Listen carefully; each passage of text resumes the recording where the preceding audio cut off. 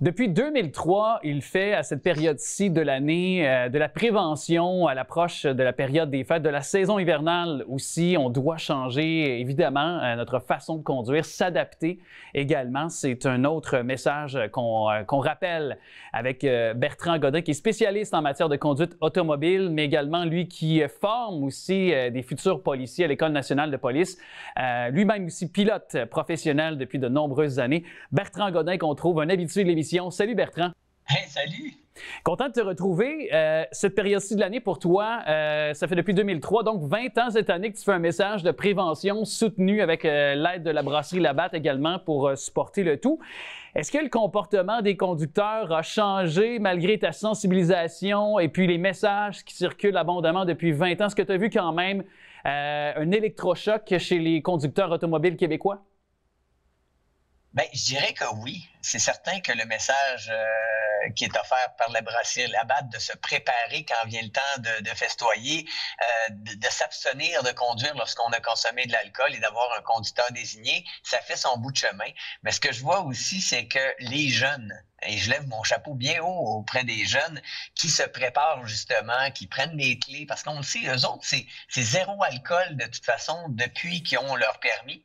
Et ils continuent sur cette tradition-là de se dire, ben regarde, j'ai survécu à ne pas prendre d'alcool lorsque je prends le volant. Donc, on continue comme ça. Et ça, je trouve ça vraiment génial. Je pense que c'est un bel exemple là, par rapport à qu'est-ce qu'on voyait dans les années 70, 80, où il n'y avait pas de message, où là, les gens sont plus conscients et on demande zéro alcool, tout simplement parce qu'on le sait, hein, le mélange fatigue avec de l'alcool, médicaments, alcool, drogue, alcool, c'est vraiment néfaste pour les facultés et c'est ce qu'on a besoin lorsqu'on est au volant. Ben oui, puis on le dit, celui qui est le conducteur désigné, donc, c'est celui qui a pas pris d'alcool. Je veux dire, tu sais, c'est pas celui qui a bu le moins, c'est celui qui a pas bu tout simplement. On peut tous s'entendre là-dessus?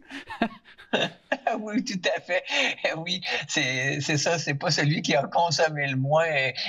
Et pour vous dire, il y en a des fois hein, qui, bon, ils prennent un verre, deux verres, puis ils se disent « Ah, je me sens bien, il n'y a pas de problème, je peux conduire. » Eh bien, il y en a plusieurs qui restent surpris lorsqu'ils arrivent dans un barrage et qui soufflent et là, qui dépassent la limite permise. Donc, c'est pour ça que lorsqu'on est zéro alcool, on est certain à 100%, ouais. Et ça, c'est vraiment génial. Je t'ai lu quelque part, Bertrand, et tu parlais de l'effet tunnel quand on conduit une voiture automobile. Explique-nous pour le bien des gens, c'est quoi l'effet tunnel, en lien aussi avec les réflexes, hein, puis question d'avoir vraiment ces facultés. Explique-nous c'est quoi. C'est certain que l'alcool, ça affecte le jugement, le discernement. Et le jugement, le discernement, ça vient avec la capacité de voir, du temps pour pouvoir analyser et du temps pour pouvoir faire. Donc, lorsque notre métabolisme est ralenti, eh bien, ça amène encore plus l'effet tunnel. L'effet tunnel, c'est justement les gens qui ont tendance à regarder juste par le pare-brise, qui ne se tournent pas nécessairement la tête pour voir large. Or, c'est lorsqu'on voit large qu'on est plus conscient de notre environnement qui va faire en sorte de coordonner les freinages et de coordonner toutes les manœuvres finalement, de voir un danger à l'avance. Et ça, c'est un des éléments que je remarque énormément chez les gens. On oublie que les vitres latérales sont transparentes et qu'on peut regarder large et faire en sorte d'anticiper visuellement lorsqu'on arrive à une intersection. À ce moment-là, ça fait en sorte que le danger, on le voit à l'avance et à ce moment-là, beaucoup plus facile à gérer. Ouais. On est dans nos premières neiges au moment de se parler et je pense que même si ça fait 40 ans que tu conduis, je le vois, les gens ont toujours besoin de quelques heures ou de quelques tombées de neige, si je peux dire, sur la chaussée pour être en mesure de se réadapter à la conduite automobile sur la neige.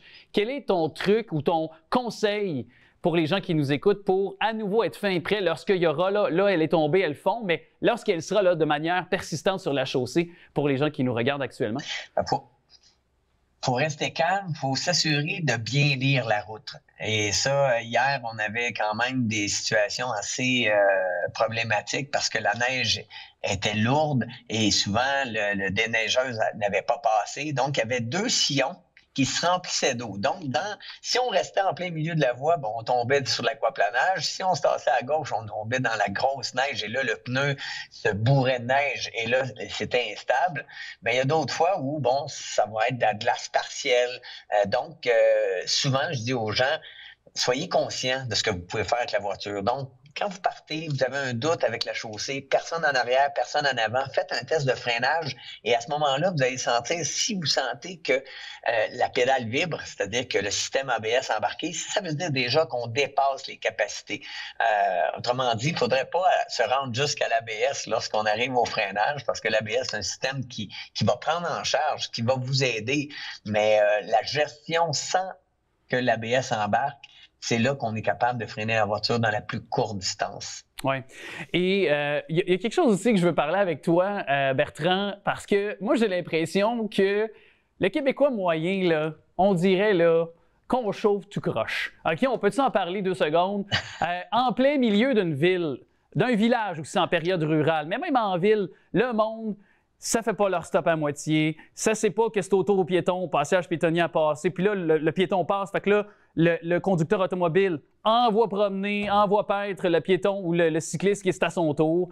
Sinon, les gens arrêtent en plein milieu de la route, s'abaissent les fenêtres, au lieu de se ranger sur l'accotement, ça jase comme s'ils étaient dans le salon chez eux. On dirait qu'on n'a pas conscience au Québec que la rue ne nous appartient pas et que c'est dans le fond une chance qu'on a de pouvoir circuler et qu'on doit respecter les règles. On dirait qu'on a, même si on a 25 ans, puis là je reviens avec des gens qui ont de l'expérience, on dirait qu'on a oublié de conduire, de savoir qu'un feu clignotant, c'est pas une option non plus. Moi, ça vient, excusez, mais ça vient de me, en tant qu'automobiliste, en tant aussi que coureur, je cours beaucoup, fait que je vois les erreurs aussi, puis je m'inclus là-dedans, le monde. On dirait qu'on est tous pareils. Qu'est-ce que tu as à dire là-dessus? Toi qui formes des futurs, justement, aspirants policiers qui vont nous donner l'étiquette.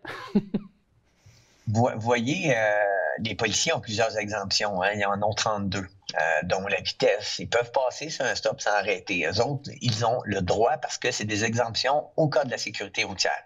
La raison pour laquelle on a mis des règlements, par exemple, pourquoi qu'on met un stop, pourquoi qu'on met des limites de vitesse, c'est pour avoir le temps de voir, d'analyser, passer à l'action. Mais souvent, je vois beaucoup de gens, on ignore les gens autour de nous. Donc, c'est pour ça, lorsque vous arrivez à un stop, échange visuel avec l'autre conducteur, savoir c'est quoi son intention. On voit combien de gens qui, la lumière est verte, décident de repartir, ne regardent pas. Ça se peut qu'il y en ait un qui manque son feu parce qu'il est distrait, parce que pour diverses raisons. Donc, on l'a vu des fois, un enfant pleure derrière, les parents se retournent, regardent et là, manque le feu. Donc, c'est pour ça que conduire, ça demande une gestion de l'environnement.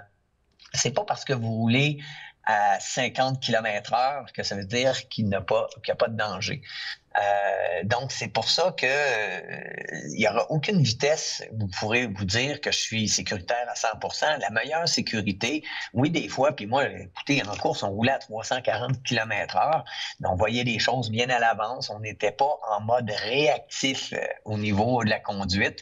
Et c'est drôle que tu parles de vélo, parce que l'autre jour, je fais du vélo, puis moi, je fais mes stops à vélo. Et là, les automobilistes sont tous surpris de voir un vélo qui fait son stop. Donc, c'est pour ça que le code de la sécurité routière, c'est pas juste pour les automobilistes, c'est pour tout le monde. On partage la route et si on fait ça, eh bien, ça va être beaucoup plus simple. On va réduire le nombre d'accidents mortels et on l'a vu, là, il y a eu quand même 13% d'augmentation.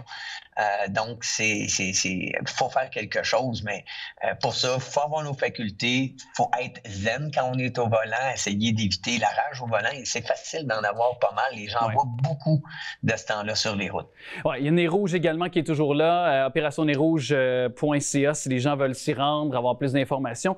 Je bifurque parce que tu es occupé, Bertrand, dans la vie et tu aussi embrasses plusieurs causes, dont celle de procure.ca qui peut vous donner de l'information, mais qui mène sa campagne annuelle au mois de novembre avec le Neuvembre. Puis même si le mois de novembre se termine, je pense que c'est important quand même de le rappeler parce que c'est de la prévention, c'est de la sensibilisation, puis les fonds amassés, Ça va soutenir la recherche pour le cancer de la prostate. On l'a vu récemment, en plein mois de novembre en plus, Carl Tremblay des Cowboys fringants qui est décédé. Ça nous a rappelé à quel point que ça peut toucher des hommes très jeunes. Il n'avait que 47 ans. En plus de tout ça, avait été diagnostiqué à l'âge de 45 ans en plus. Évidemment, pour toi, pourquoi c'est important de, encore une fois, t'impliquer dans cette cause cette année? Parce que mon ami Jean Pagé en est décédé. Et je pense que si on regarde dans notre entourage, chacun de nous, on est capable de voir un ami, un parent, un père, un oncle, un frère, un cousin qui a eu le cancer de la prostate. Donc, c'est certain que pour moi, c'est une cause extrêmement importante. Et oui, le mois de novembre, c'est le mois pour ramasser des fonds qui va permettre justement à Procure d'offrir cet argent-là à des chercheurs qui vont trouver des solutions. Et là aussi, il y a eu beaucoup d'améliorations depuis les 20 dernières années. Mais aussi, il y a une ligne ouverte 7 jours sur 7 pour justement les gens qui veulent avoir de l'information parce qu'il y a 19 hommes par jour qui reçoivent un diagnostic et ça amène énormément de stress. Ouais. Lorsqu'on est conscient qu'aujourd'hui la recherche va bien, le dépistage est le meilleur outil et c'est la raison pour laquelle souvent le dépistage, on le commence à 50 ans. Et malheureusement, des gens comme Carl Tremblay qui ont découvert trop tard qu'ils avaient ce cancer donc fait en sorte que les chances sont beaucoup moins grandes de survie. Donc, c'est pour ça que les hommes demander un test de dépistage, OK, aujourd'hui, ça se fait par une prise de sang, donc c'est demandez-le et à ce moment-là, on va réduire énormément les cas de cancer de la prostate. Oui, puis on va se le dire, tu sais, il y a encore des hommes, tu sais, ils sont faits tough, puis ils sont solides, puis on n'aime pas non plus montrer nos vulnérabilités ou parler si on a un bobo, il y a quelque chose, puis c'est important de pouvoir dialoguer, puis d'inciter nos proches aussi, nos papas, nos grands-papas à y aller si on pense qu'il y a une anomalie. Puis, on l'a vu avec, tu l'as tellement bien rappelé, le cas de Carl Tremblay. Bertrand, merci beaucoup. Puis, il y aura également les liens au bas de l'écran, mais il y a la collection aussi Bertrand Godin, si on veut faire des cadeaux aussi. Donc, des bas, couverture réconfortante, chandail, effectivement. Alors, il y a tout ça au bas de l'écran. Merci beaucoup à toi d'être passé à notre émission, puis joyeux temps des fêtes. Oui, joyeuses fêtes en toute sécurité. Merci.